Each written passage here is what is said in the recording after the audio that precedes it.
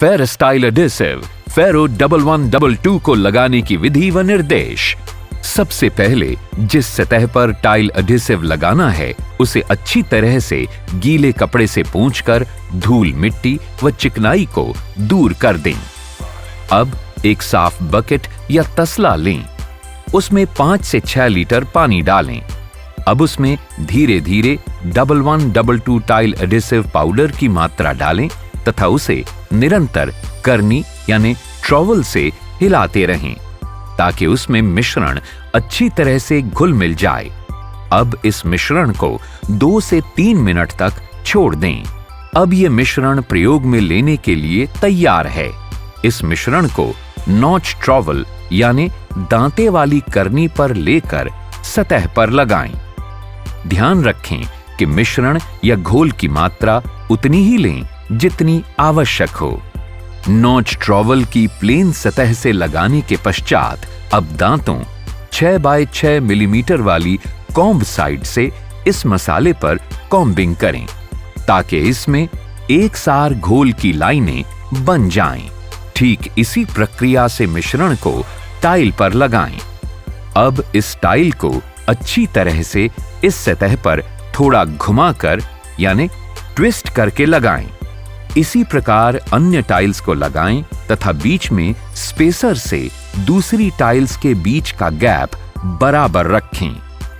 अब इसी टाइल पर लकड़ी की हथौड़ी से हल्के हाथों से प्रहार करें ताकि ये टाइल अपने स्थान पर अच्छी तरह से सेट हो जाए।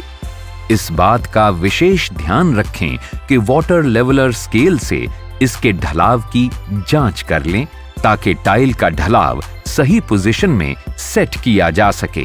तत्पश्चात स्पॉन्ज या गीले कपड़े से टाइल्स को साफ करते रहें ताकि एडिसिव का निशान न रहे।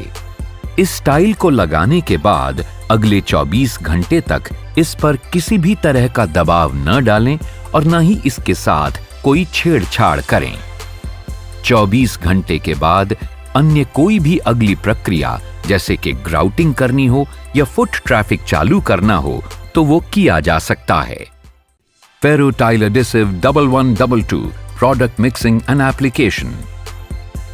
First of all, remove all dust, water, oil and sealers from the surface or substrate by using a damp cloth.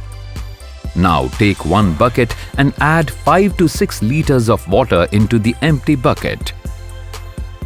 Add 20 kilograms of adhesive into water gradually and mix it till it attains uniform paste. Now leave this paste idle for 2 to 3 minutes. Now mix this material again and take it on a notch trowel. Now use the flat side of the trowel and spread the adhesive uniformly.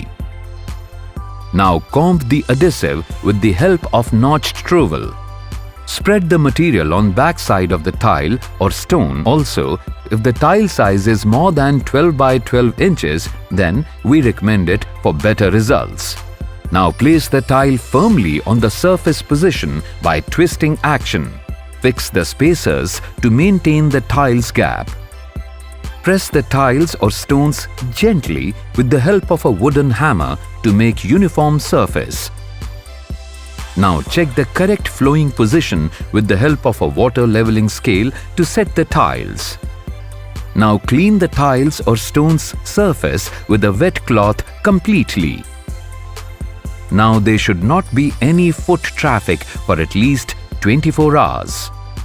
After 24 hours, you can do the grouting or start the foot traffic on it. जोड़े जोड़े जोड़े दिलों के तार, lifetime मजबूती दे खुशियां हजार। Ferris green adhesive,